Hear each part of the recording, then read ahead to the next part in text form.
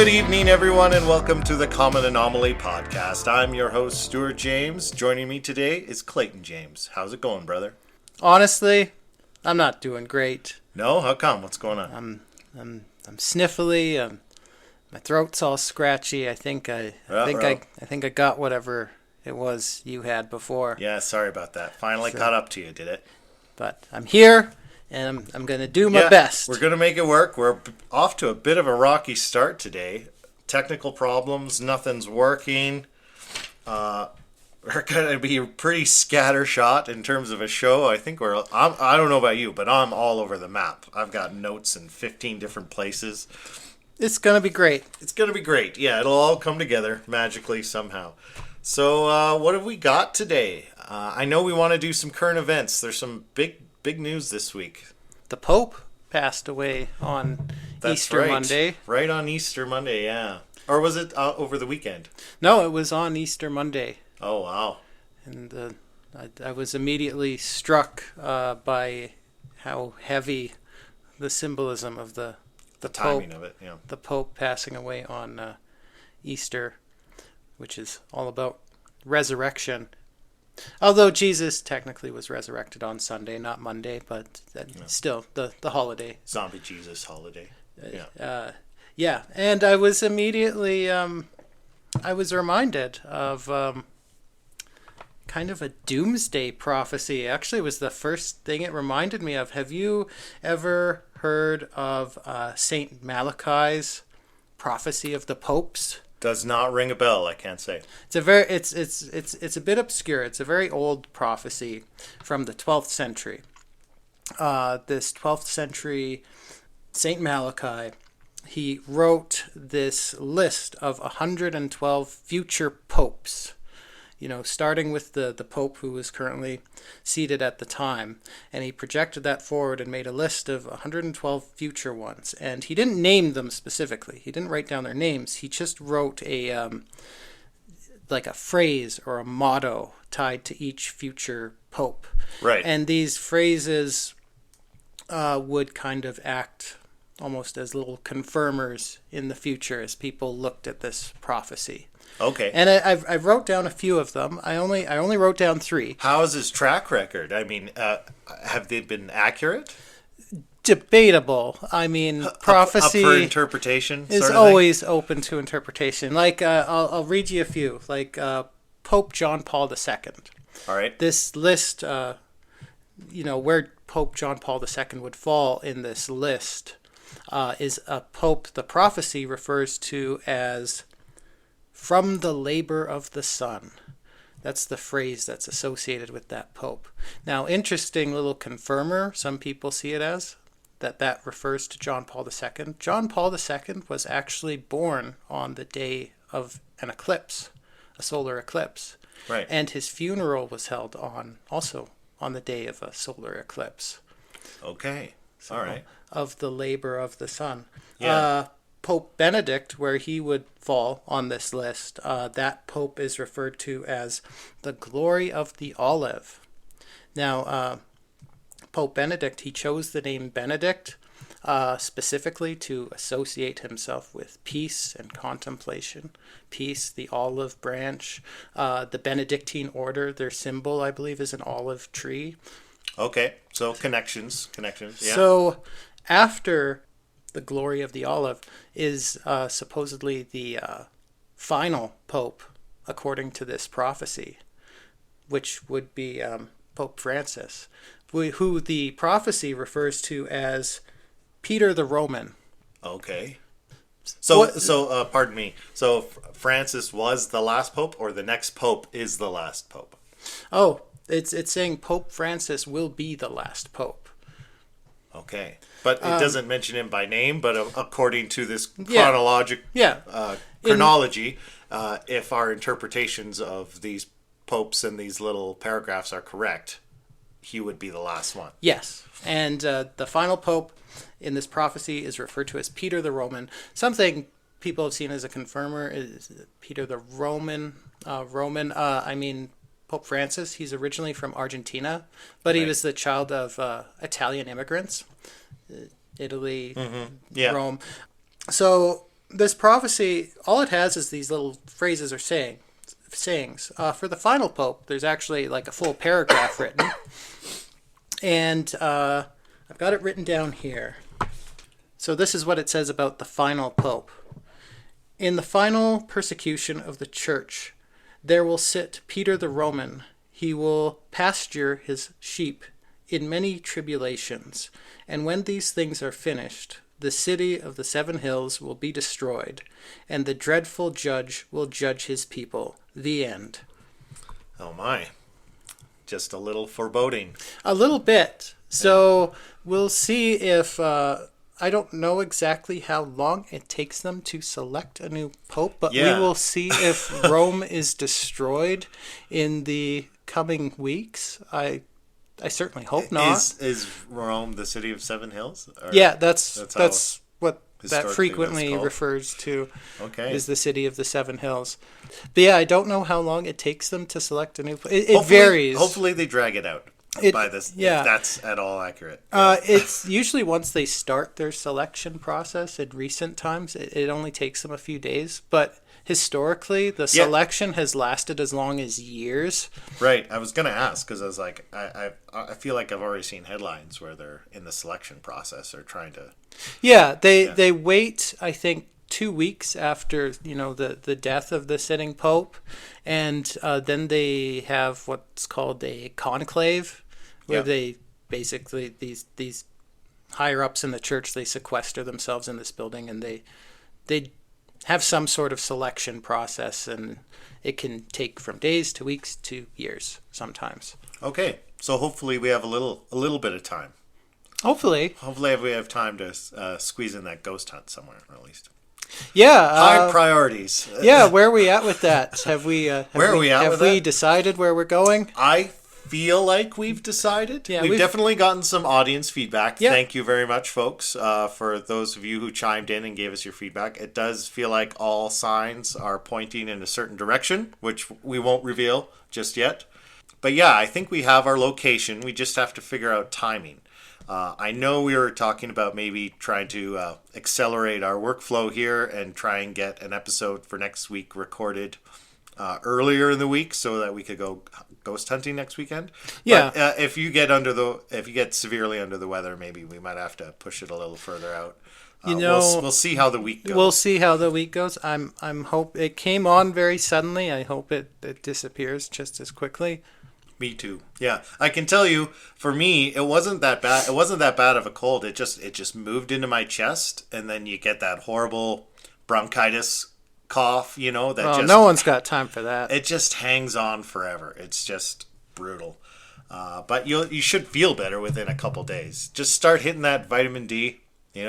Take your vitamin D or K2. This is not medical advice, by the way, folks. I'm speaking to Clayton, not the audience. Don't take medical advice don't take from medical people advice on from the me. internet. But get your vitamins. That's all I got to say about that. I always do. Well, I wanted to. We talked a bit about getting back into like space anomalies and stuff like that last week, and I think that's why we kind of ended up scattered. I spent most of my week. Well, for one thing, I was distracted. I was working on another secret project for the show, which we're not ready to reveal just yet, but maybe in a few weeks. It's still under development, but we got some projects we're working on for the show that we're working on in the background. But I really wanted to revisit what we touched on, the K2-18b discovery, and I feel like that's going to serve as a good launch platform. Yeah. See what I did there? You're so funny. Thank you. Into some Electric Universe stuff. How does that sound to you? That sounds good. How familiar are you with the Electric Universe? I've heard of it. There's some pretty wild stuff in there. Yeah, It's pretty cool. I'm not super familiar with it. I've heard of it. I know kind of what it's about on a superficial level. Yeah. But that's about it. Okay. Well, I'll attempt to fill in the gaps. I tell you what, it's a little dense, and I have a hard time wrapping my brain around all aspects of it. And I feel like it gets. This is something I put in my notes as I was going through a bunch of that stuff earlier this week. I started to get a very Terrence Howard vibe. You know, the actor Terrence Howard. No. Okay, never mind. Hopefully the audience will understand. He went on Joe Rogan and he's got a whole thing about sacred geometry, and he's pretty out there stuff. But that's the vibe I was getting as I was digging into Electric Universe. But there's a lot of fun kind of stuff in Electric Universe. But first, why don't we go back? Because I feel like we didn't do it justice on the last episode. It was big news about 2 weeks ago. It's still very much in the news cycle. Just to summarize, an exoplanet around a red dwarf star 124 light years away, roughly in the constellation of Leo, that is labeled K2-18b. A team from Cambridge University announced that they found within the light spectrum of its atmosphere signs of a biosignature. So I don't know how much you know about how this works. It's the same way. It's basically the same method they use to detect exoplanets in the first place. They analyze the light spectrum. The light spectrum, that's right. And they can see, using very sensitive telescopes like James Webb, they can see the dip in light as a planet transits across the star. Basically, it's, the planet moves between the star and the telescope, and it can read the dip in the light, right? Yep. That's how we find these planets that are, hundreds of light years away around other stars. But they're so sensitive now that they can actually, as the planet is transiting, they can see that, when you see pictures of the Earth from space, there's that blue kind of aura, that glowing aura, right? Yeah. That's Earth's atmosphere, right? You're Yeah. seeing the light pass through Earth's atmosphere. So we can actually take a picture of that around these transiting exoplanets, and from the light spectrum through the atmosphere, you can determine the contents of the atmosphere, what kind of chemical elements and gases are in the atmosphere.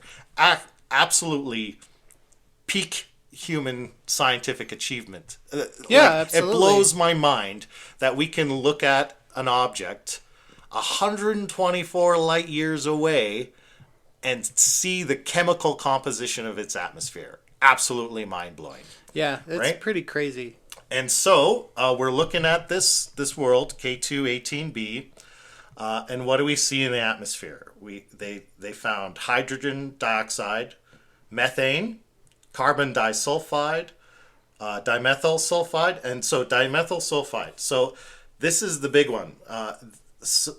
A number of these elements, again, that like methane is a biosignature. Yeah, like methane and carbon dioxide, they're associated with That's biological right. processes. It's not on a dead ringer. Earth. It's not a dead ringer, but it's that dimethyl sulfide that I understand. Dimethyl sulfide and dimethyl disulfide. That's right. And them both together. That's a very strong indicator that there's biology happening. Yeah, on this planet. On Earth, those compounds are pretty much exclusively produced by marine life, like That's right. microbial marine life, and Yeah, so we're talking algae, cytoplasm, But what we can tell about this planet, it's theorized that it's basically an ocean world. It's covered in water. That's right.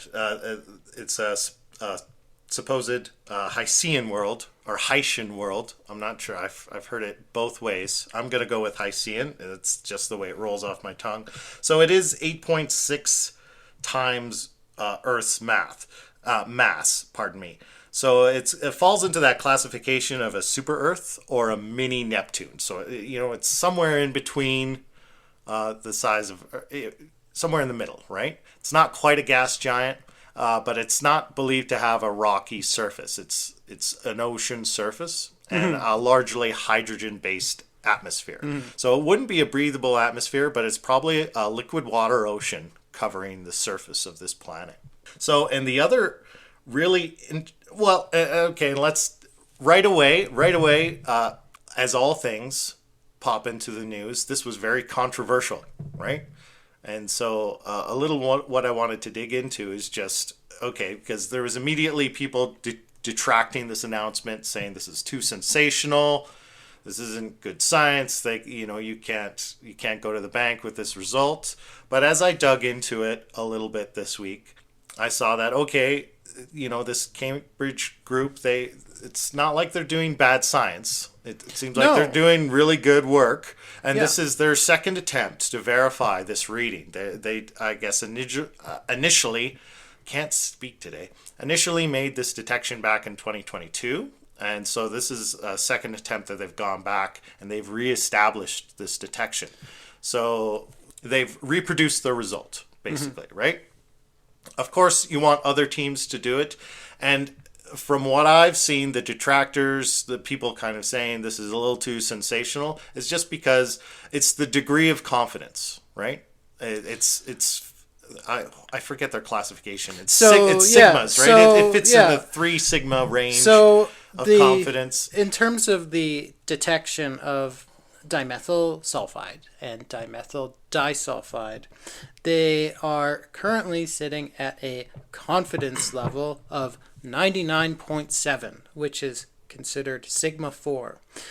Sigma 5 is basically considered scientific confirmation. Yeah, so that would be... That is 99.99994% certainty that what you've detected is actually there, and you have to replicate your results numerous times, a few times to get to that level of certitude. So it's really a question of just due diligence before saying this is absolute proof. So it's not absolute proof of life on another planet, but it is absolutely the strongest evidence to date that we have of life on another planetary body other than Earth. Yeah. That is very exciting. So I do think it does justify the hype. It does justify the announcement. And I think it's really cool because I think when we look for evidence of life on other planets, I think we tend to be a bit chauvinistic about our own biology and the composition of our own planet. We're always kind of looking for something. We're looking for planets like Earth. We're looking for biosignatures that match ours. Yeah. But this planet is so different from Earth, and I think it would just be really cool to see like confirmation of life thriving in an environment so different from ours. I think that really expands the possibilities for life, as you always put it, being ubiquitous and taking on forms vastly different from ours and in environments vastly different from ours. We already know the base ingredients are all over the universe, right? It's the same substrate everywhere, right? And yes, of course, regionally it varies a lot. It's different, but the same core elements that build up everything we know to be living, it's everywhere, right? Mm-hmm. And if it can happen in 2 places, it's got to be everywhere, right? Even if we discovered life or evidence for pre-existing life or current life on Mars, you could look at it from a panspermia angle and say, well, it still could be a single genesis, but we've just cross-pollinated within our own solar system. But this planet is 124 light years away. Yeah. It is truly evidence of a second genesis. And just, And it's actually, in cosmic terms, not that far away. Yeah, but in our terms it is. In our terms, yes, it's for perspective, that distance, it would take over 1 million years for our fastest rocket to get there. Yeah. But on a cosmic timescale, that's not very long. No, but just in terms of a discovery. Yeah. And I mean, it means then we can focus our telescopes more intently on this solar system and on this planet. And the other really interesting thing I found about it is it's a red dwarf system. Yeah. So it's often thought, because red dwarfs are very common. I think that's the most common star. Yeah, despite like our star being called a main sequence star. Yeah. You hear Yellow that name stars and you think that's the most common main sequence, but no, red dwarfs are way more common. Way more common, right? And it was thought that red dwarfs flare a lot. Mm-hmm. And so even planets in the habitable zone of a red dwarf star might not be able to support life because the flares would be too intense and the radiation would be too intense and it would strip away atmospheres from planets. But here we are, the best evidence, the best signal for a biosignature around another planet. It's a red dwarf system. So I've seen some commentary say, well, maybe we need to rethink how we're viewing red dwarf systems. Maybe there's sub classifications. Maybe they all don't flare so violently. Isn't just a little aside? Isn't Proxima B a red dwarf? And weren't we just recently talking about mysterious signals coming from Proxima Yeah, B? that's right. We were. Yeah, And it much is a red dwarf, much as well. closer, Yeah. much easier for us to, go poking around there. Yeah, just as a little tangent, I just want to make. You know what? When I saw this news initially, you know what memory it sparked in my brain? Do you remember Sim Earth? Oh yeah, I Remember love that playing game. Sim Earth on the computer or NES? I was really terrible at it, but it was a lot of fun. Yeah. So it's in the series of Sims games, which Yeah. are now all about people. Yeah, The Sims, but there was yeah. Sim City, Sim Ant, Sim Earth. Sim Earth was my favorite because you always started with a blank slate that was just like an ocean with no land mass and no life. Yeah, and little by little, it's like And then you microbial life then you just popped throw up. asteroids at it. That's right. Yeah, and that's how you get land. And then there's volcanic activity. Yeah. Is how you get land mass. And then you start seeing aquatic species, and you kind of develop life on your planet. It made me think about that instantly because it feels like this might be a planet that's. I mean, because of its size and circumstance and its star, it might only ever be a world that can support cytoplankton and kind of basic single-celled marine life. Well, you never know. Or it could be just in that stage. At one point in Earth's history, that's probably all Earth that's all Earth had on it was microbial cytoplankton, and that was an epoch of time. And then more complex life developed later, right? Mm-hmm. So, but this red dwarf thing, that for me sparked me into the electric universe. So before we get to that specific connection, let's just get the basics down. Let's get the basics down for the electric universe theory. Okay, so this is an alternate theory of cosmology, popularized by Doctors Thornhill and Talbot, as I understand. And it believes that the nature of our universe and the fusion of stars is not actually a nuclear fusion. Everything is based off electromagnetics. Mm-hmm. And that's why they believe that gravity is such a weak force. Gravity is actually just not driven by mass, but is a byproduct of electromagnetic forces. Okay. So right? So the stars are not nuclear furnaces. They're like electrodes and a massive interconnected circuitry. Oh wow. Of the galaxy, right?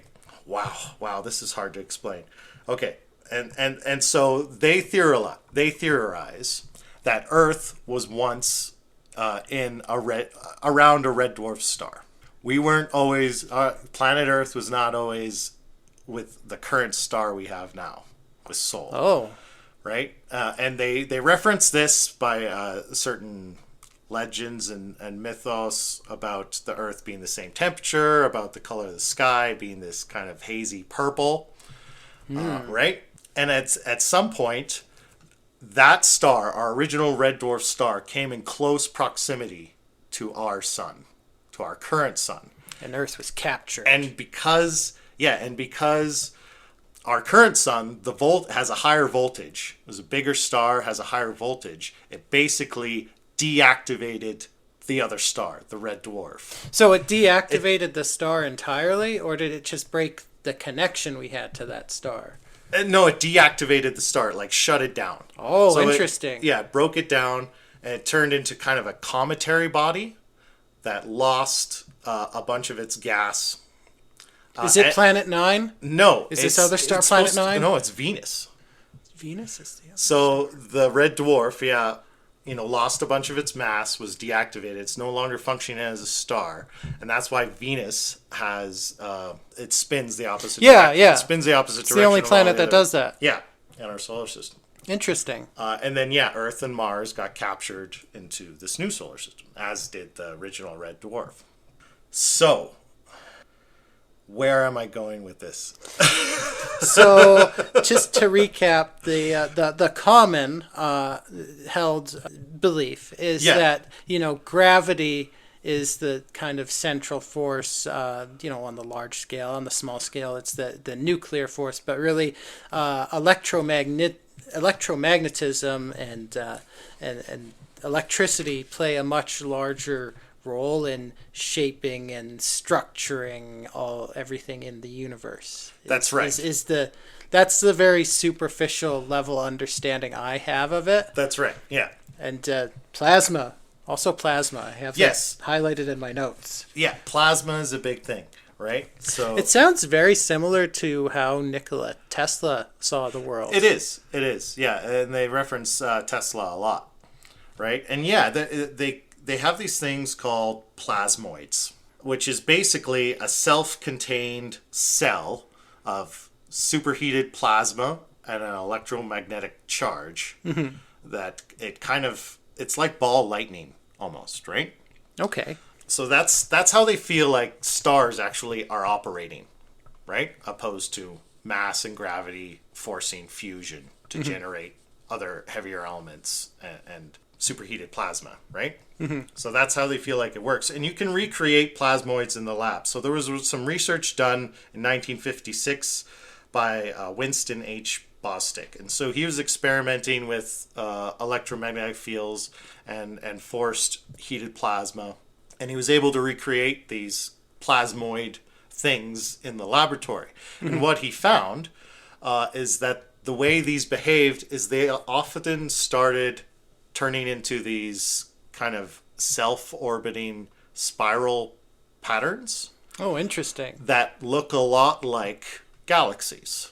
Oh, interesting. Right? So his theory is that these were kind of micro galaxies that they were creating in the lab. And that they would have a repulsive force. If he forced two of them to interact, that they would slow down and then repel away from each other when he tried to get them to interact, which is how we see galaxies behave. This is so his thought is this might explain why we see galaxies traveling away from each other in circumstances when they ought to be traveling in the same direction or towards each other. This all sounds very outlandish, but when you think about it, our current model for the universe is also kind of outlandish. Like, you have dark matter. Yes. What is dark matter exactly? It's just something made up because they're like our current understanding of the universe, our current model. It has some like severe shortcomings. That's right. There's problems. Yeah. There's problems. Yeah. So we're just gonna make up some placeholder forces of nature that we like galaxies. Like galaxies, they can look up at the sky and can look up at a galaxy and they can kind of estimate what its mass is, and they can look at how it's traveling, how it's rotating. And what they found was, given the mass of this galaxy, of everything in it, and how fast it's rotating, it should be just flying apart. There's not enough gravity to hold it together. So what's actually holding it together? So they just invented something called dark matter. Yeah. Dark matter is providing the additional gravity. What's dark matter? We have no idea.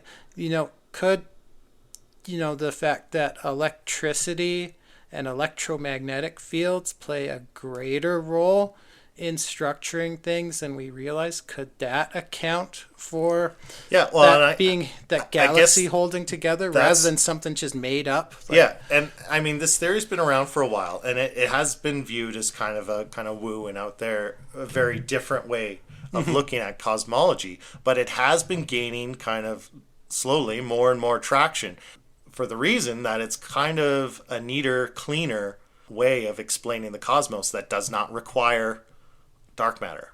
Yeah. Right? But we would have to kind of rethink all the other things we Yeah, hold so but apparently a true. lot of things line up and it works and it Yeah. can work. And it's like, and they even talk about the potential for massive discharges because Earth then would also be connected into this electric circuitry of the universe. All the planets would. And so they talk about as say, well, this massive crazy cosmic event of these two stars coming close together and Earth and Mars being flung away from their host star and that host star dying.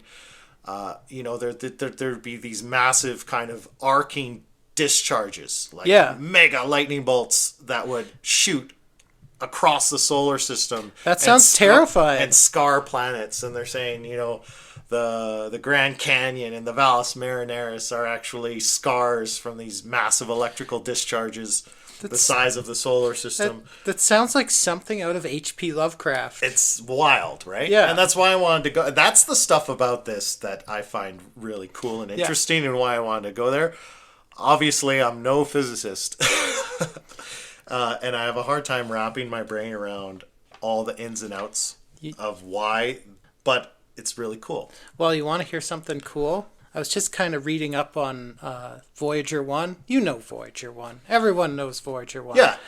I was just kind of reading about it recently on how Voyager 1, they thought Voyager 1 was going to fail. It wasn't last year. It was in 2023.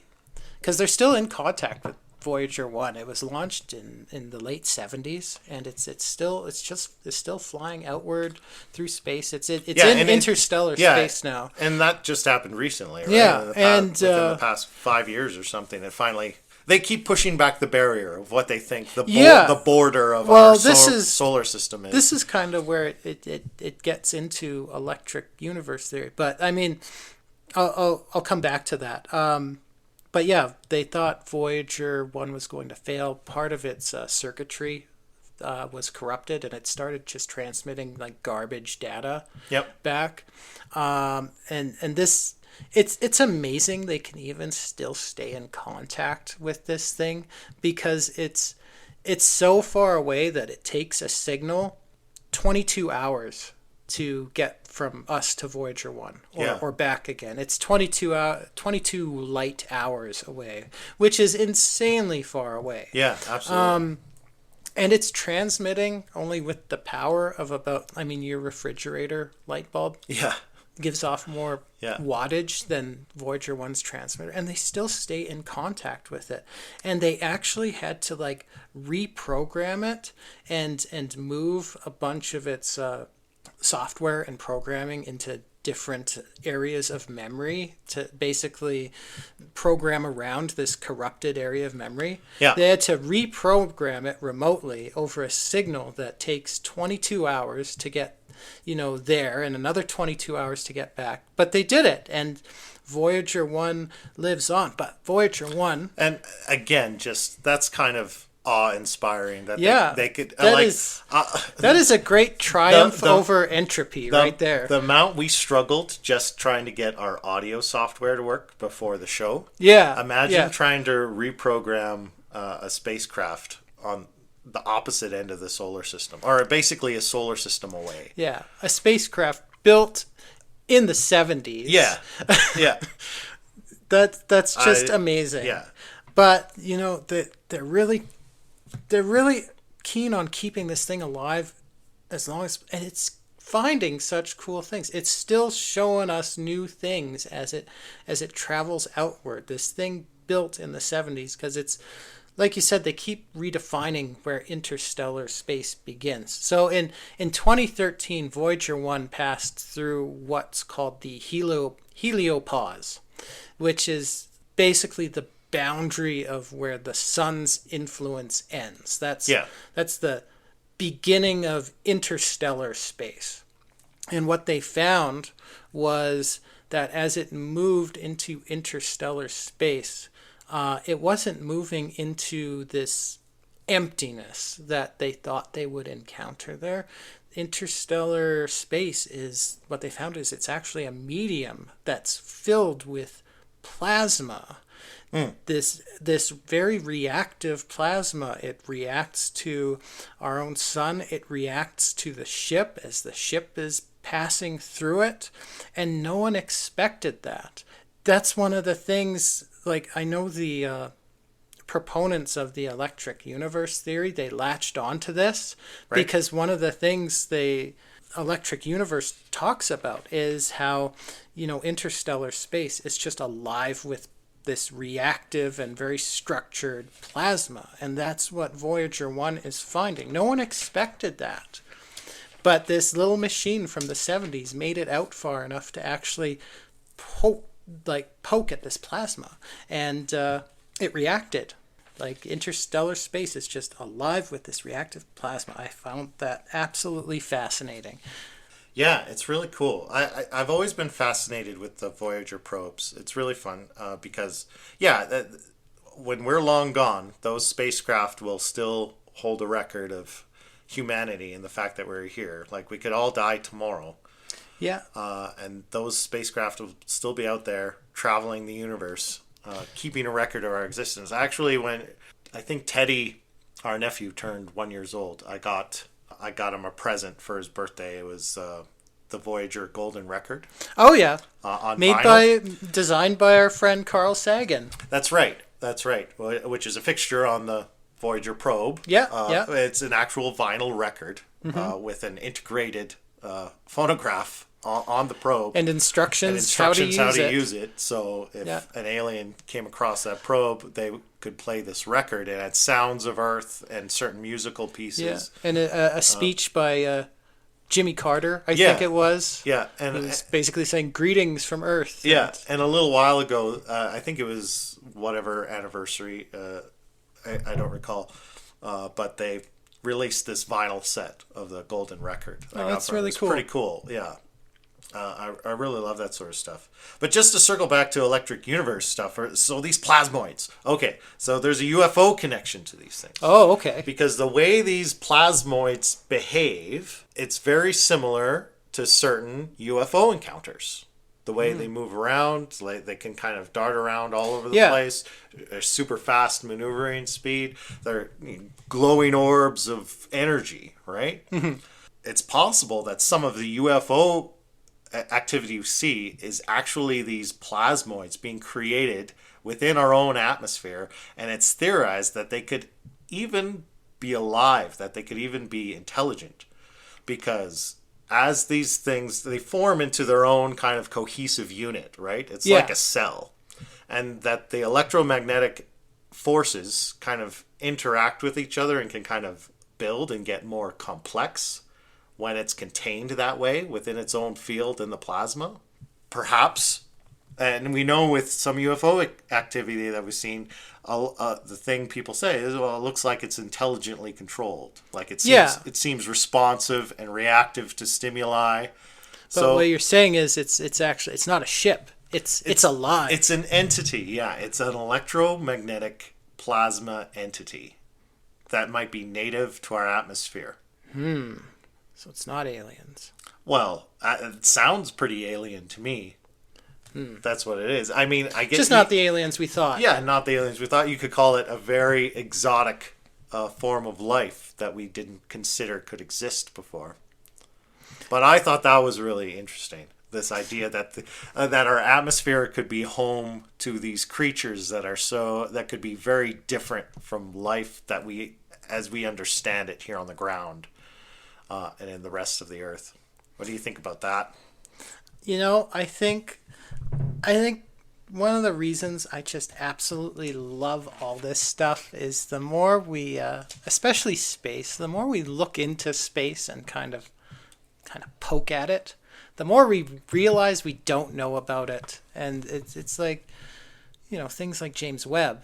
Like James Webb, we could do a whole episode on James Webb, because every time they look at something, they seem to find something that rewrites our entire understanding of the universe. Yeah. And it inspires wonder, right? Yeah. I mean, I know some people just can't be bothered to have interest, and to some people it comes across as very dry. I've never understood that perspective. Just even trying to wrap your brain around the scale. Yeah. The scale of the cosmos is mind-bending, right? I got a great quote here from team members on the Voyager project. It says we had no idea how much we'd still be discovering even now. Nature is far more imaginative than we are. Yeah, I would agree with that. Yeah.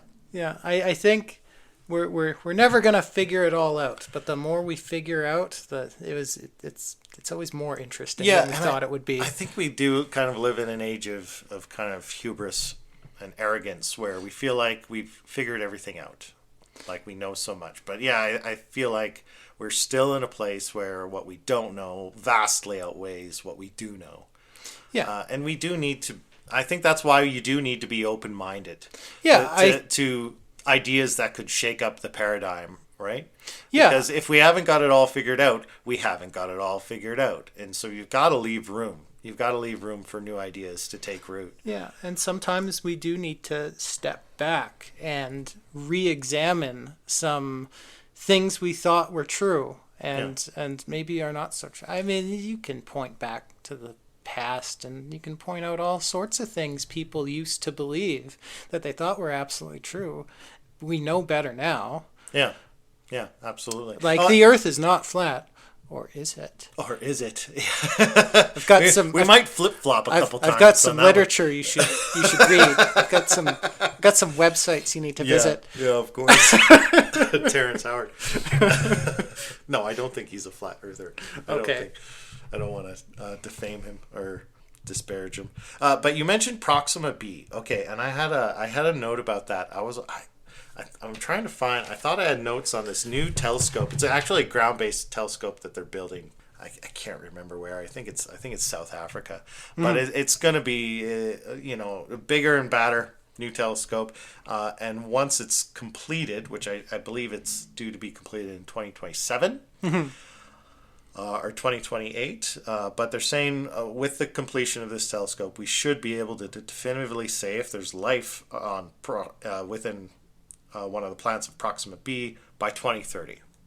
Oh, cool. So it feels like we really are on the verge of some kind of renaissance when it comes to space exploration and space discoveries. Yeah. James Webb is a big part about that. They're building a new James Webb already that's going to be a bigger, badder James Webb. Yeah, I think it's almost complete, actually. So I feel like these discoveries are going to keep coming in hot and heavy over the next decade, and we are really going to get this proof. We're going to have these breakthroughs that our galaxy, and perhaps our very local galaxy, is very populated.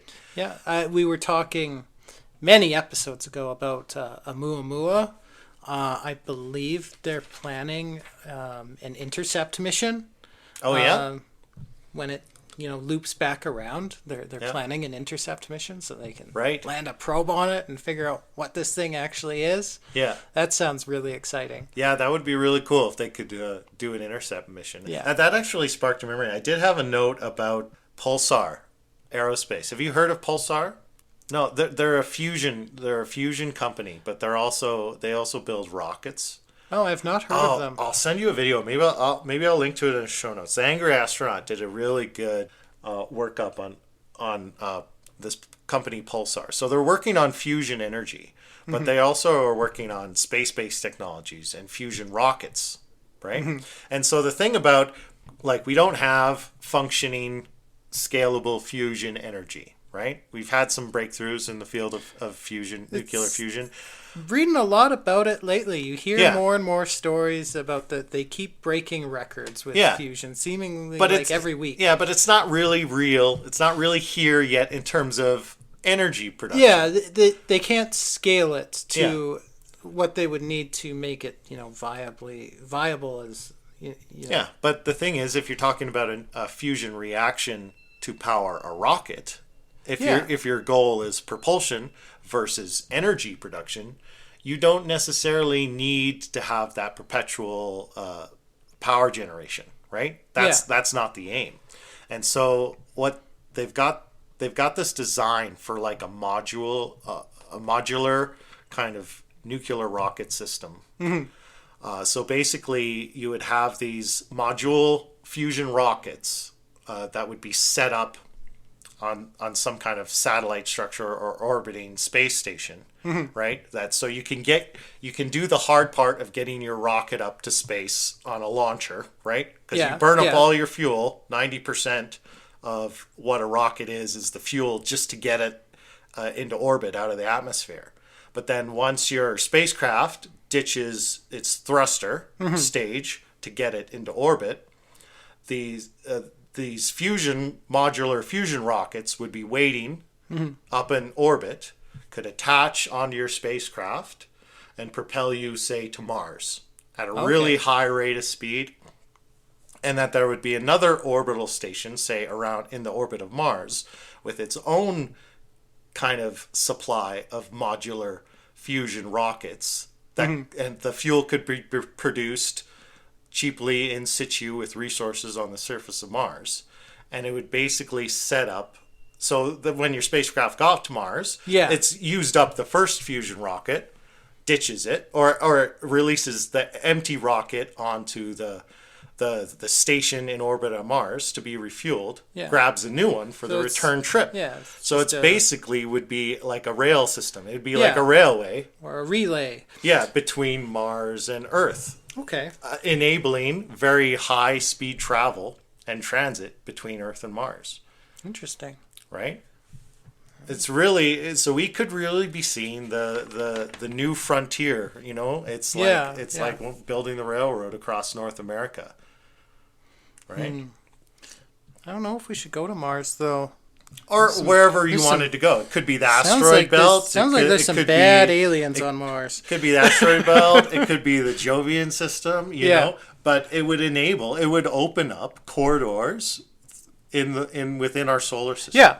Which would open economy. And and I mean, that's the same way, you know, expansion happened, you know, in North America, in the Old West, in the New World, you know, people just settled wherever the railroad went, you know, and if we were talking about ghost towns last week, you know, people plopped themselves down, you know, where the railroad was, and if the railroad moved out of there, if that section of the railroad went away, the town went away. Yeah, and like resource towns, right? Yeah. Because coal mining towns. Yeah, every town we talked about, it was either a mining town of one resource or another, right? Yeah. Usually coal, because that's what was fueling the railroad. And it was always right by the railroad. Yeah, so we'll probably see the same things where towns pop up just to harvest, you know, hydrogen or whatever else they need to drive the fusion process for these rockets and building kind of gas stations throughout the solar system. Kind of makes you wonder, though. The next 100 years are going to be amazing. Like, it's going to be like The Expanse. Like, I can't recommend that series enough. Book series or television, both are fantastic. But it makes you wonder how many abandoned ghost towns there are out in the stars. Totally, how many abandoned railroad towns and coal mining towns from other starfaring civilizations that have died out. Yeah, that's a really cool idea. Yeah, just go ghost hunting there. Space, totally. Space ghosts. Yeah, that's what the show will be in 50 years. Yeah. Okay, what else have I got? Well, if you want to talk about space ghosts, we could talk about Phobos 2 briefly. Right, Phobos. Go ahead, please. I mean, I just wanted to touch on this because, I mean, we talked so much about Mars being a home to a dead civilization that left all these ruins everywhere. So I think we missed out on one of the most captivating stories from Mars that kind of we could roll into that. So in 1988, the Soviet Union of the day, they launched a probe to Mars, and the idea was it was going to study the surface of Mars and one of its moons, Phobos. It made a very successful survey of Mars, and then it was going to move into a position proximate to Phobos, and it was going to do some scans of Phobos, and it was going to land a lander on Phobos to test the soil, and then all contact was lost with the probe. But it sent back one final batch of pictures, which were very eerie. So the pictures showed this large rectangular object, a UFO, hovering above Phobos. Was it rectangular or was it kind of ovoid? I believe It's like it was cigar shaped. I believe it was rectangular. Was it rectangular? But a lot of people dismiss this as, oh, it was just the camera having a glitch. Yeah. This object, but the object casts a shadow on Phobos. Right. Like there and, was, and glitches don't cast shadows. Yeah. Yeah. So, yeah, the probe failed. All contact was lost. The official narrative from the Soviet government of the day was the probe suffered some sort of, systems failure and went spiraling out of control and lost all control and would have crashed into the moon. But then these pictures emerged of this craft hovering above Phobos. Yeah. Pictured right before the craft suddenly failed. Yeah. Where everything was going swimmingly before that. Yeah, that's why I said maybe we don't want to go to Mars. It sounds like there's some... Maybe there's a ghost some gas bad station on aliens Phobos, right? Well, that's one of the things you so often hear when people talk about UFOs. Yeah. Is that maybe like we're seeing UFOs on Earth or in other places in the solar system, and they might not even be interested in us humans, the civilization. They might just be interested in some resource the planet has. You know, something in our atmosphere, something in our ocean, something in our star. And they're just kind of, they don't care about us. They don't want to get in our way. Yeah, they're just making a pit stop. They're just refueling. Yeah. Right? Yeah. No, it could be. Interesting. And there's the monolith that's supposedly on Phobos too. On Phobos. And Phobos is just interesting because it's mostly hollow. Like it's not very dense. Got a very, very low density. It's either completely hollow or has large kind of hollow portions of it. Yeah. Might make a perfect spot for an orbital kind of platform and this to mission, launch to the rest of the solar system. But just like what we're doing with our moon, how we want to build the lunar gateway. It's just interesting that Phobos 2, it was the only mission ever planned that was actually going to land like a lander on the moon itself. Yeah. And then it was a first attempt. It's seemingly confronted by this other craft, and all contact is lost. Yeah. Yeah.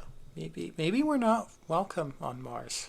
Yeah. Or at least not on Phobos. And it's interesting. This is going back, and it's a weird, random connection that probably means absolutely nothing at all. But there was a piece in the Electric Universe stuff called Birkeland Currents, right?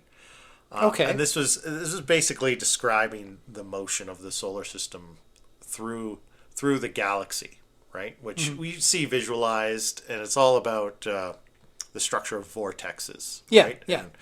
And how that plays into this whole electric universe theory.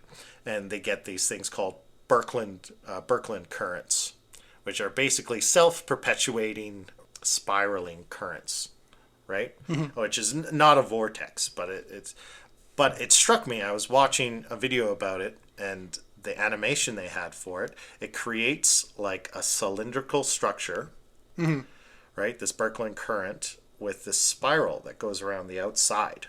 And I was like, that looks exactly like those structures that are supposedly beneath the Khafre pyramid. Ooh.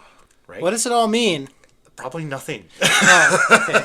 That's what I was saying. I was going very Terrence Howard on the weekend, and I was drawing these schizophrenic connections between things that probably have no relation whatsoever. It probably just looks similar.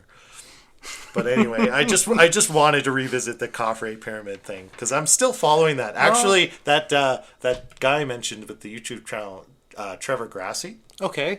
He had a new video updated where he's interviewing Biondi, and Malenga. Okay, yes, those are their names. Right?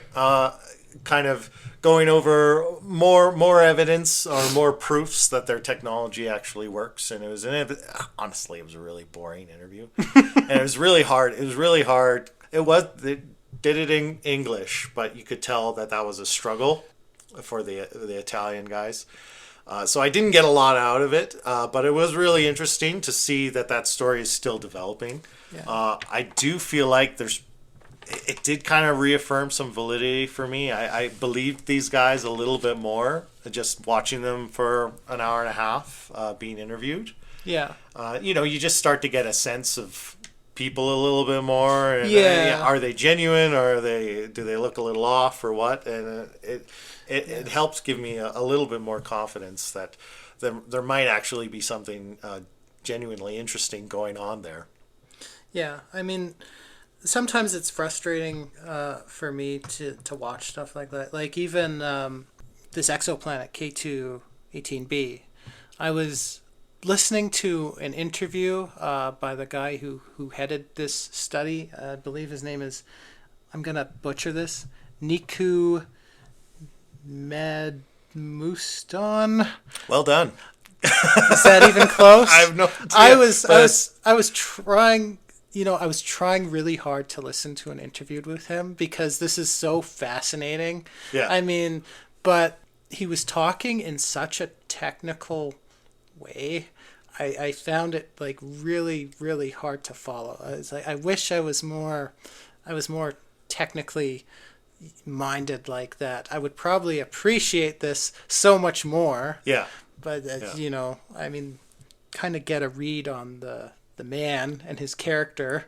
Yeah. And just like you said, yeah, I just come on here and give my own primitive musings on the subject. It's Totally, not very yeah. technical. No, yeah, I feel like I did a disservice to the electric universe theory on this on this episode. I should have done way more research, as always. But like I said, you know way more about it than I do. It's just cool. I just like the fun parts about it, right? I'm sure we'll revisit it. Maybe we'll do a deep dive on it later and actually try and actually try on that episode to do it justice. I'm sorry, folks. Yeah, we were both kind of distracted with other projects this week, so we're a bit of a mess here. Yeah, I know you were working on something particular for a friend that took you away, and I was working on the show. I just wasn't working on the episode. Oh yes, I was just. See, we got some cool stuff coming up. We got,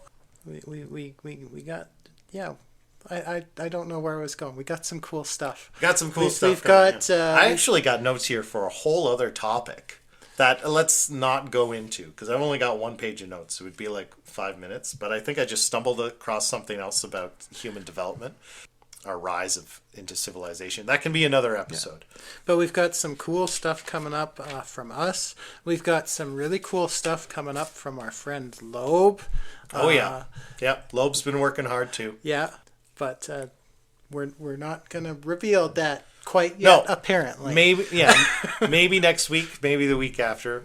We just have a little more development and polishing to do. On that. But yeah, exciting things happening in the background. Yeah, you're all going to like it, I think. Yeah.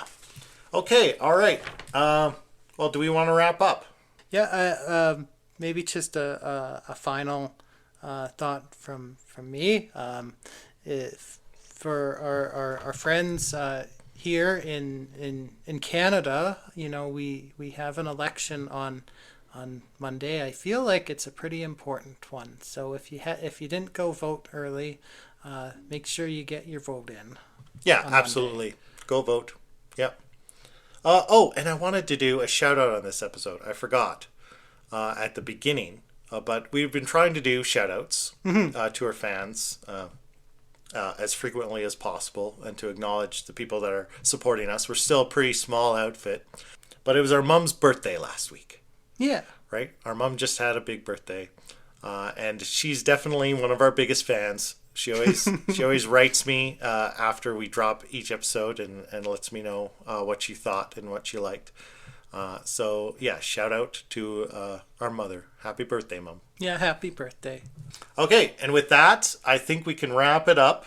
Sorry, we're a bit of a mess. We're a little off our game this week, folks. But I hope it was at least entertaining to watch us fumble around and try and make an episode out of this. But we've got a really good idea for next week. I really like. Next week's going to be good. Do we want to tease that, or we want to keep it secret? Let's keep it secret. Secret. Yeah. Let's keep that a secret for next week. But we've got in case we completely change our mind. Yeah, that's right. We can always change our mind at the 11th hour. But yeah, exciting. I think that'll make a really great episode for next week. So tune in next week. Enjoy the rest of your weekend. Get out and vote. And with that, we'll say good night. Good night.